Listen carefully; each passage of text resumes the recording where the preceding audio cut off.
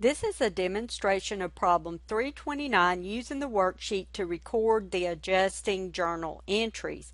And the problem has given us a worksheet for Best Jobs Employment Service that is incomplete.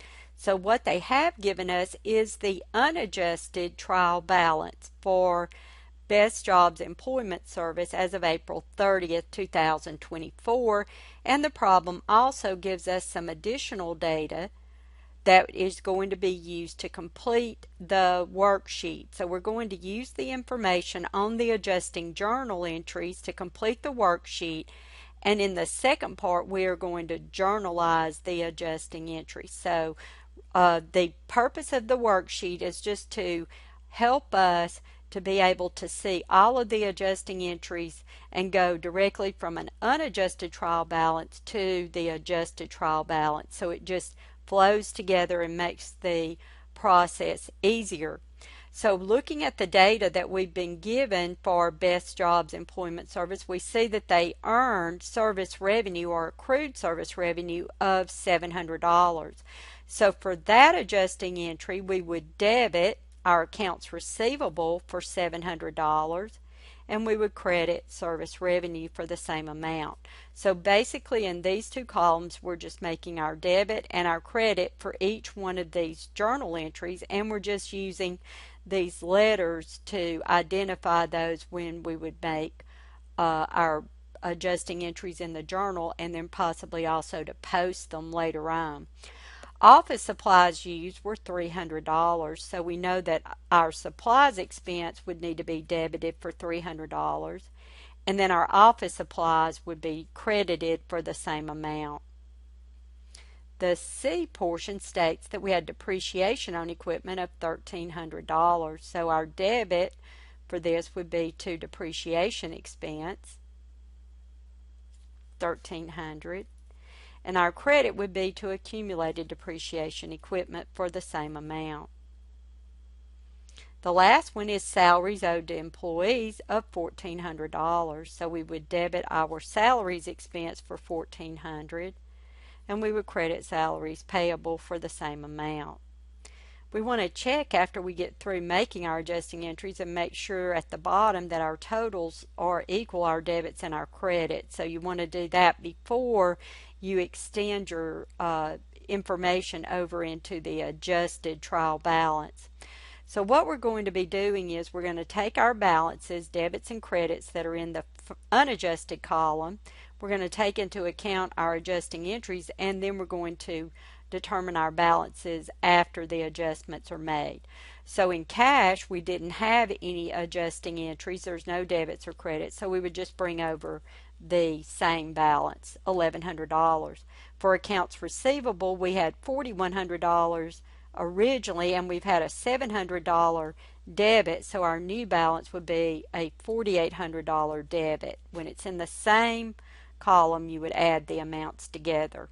For office supplies we started out with $1,200, but now we have a $300 credit.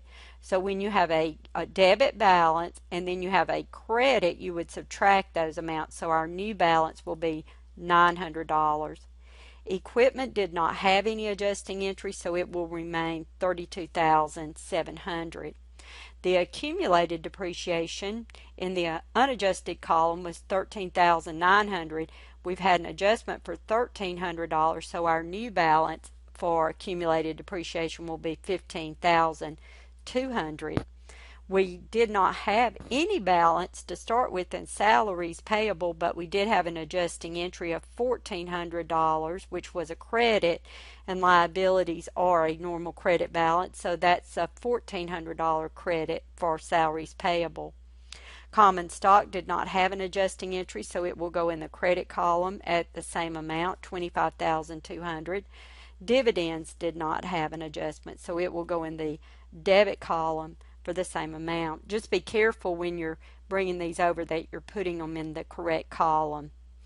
When we got to service revenue, we did have an adjusting entry, so our new balance is going to be a $9,700 credit. Salaries expense was $2,200. We made an adjusting entry for $1,400, so our new balance will be $3,600, and that's a debit. Our rent expense, we did not have an adjustment, so we'll bring over our balance of $1,500. Depreciation expense had no original balance, but it has a $1,300 adjusting entry, so it will go in the debit column, $1,300. And the same for supplies expense. It did not have an original balance, but it does have a debit adjusting entry. So after you have brought over your balances, you want to check and make sure in your adjusted trial balance that your column, your debits and your credits equal. So that is how a worksheet is done, and the benefit of it is that it just puts everything on one page, and it's much easier to find your errors. So now we're going to go ahead and we're going to journalize the adjusting entries. So when you use a worksheet to do your adjusting entries, those are not formally entered into the accounting system. This is just like doing it in Excel.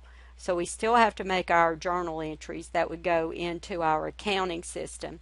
So to do that, we're going to, I've already got the account set up, and we're just going to complete the amount. So our first entry was to accrue accounts receivable for service revenue for services that we had provided. So that was our debit to accounts receivable and credit to service revenue of $700. And you could find that by just finding your A's. That's the benefit of having those. And then B was for our supplies that we had used. So we had used $300 of supplies, so we would debit supplies expense and we would credit office supplies. And we can see that when we look for the B's, there is supplies expense and there's office supplies. The next entry was to record the depreciation expense. So we had $1,300 of depreciation expense. So that would be our debit. And then our credit is accumulated depreciation equipment.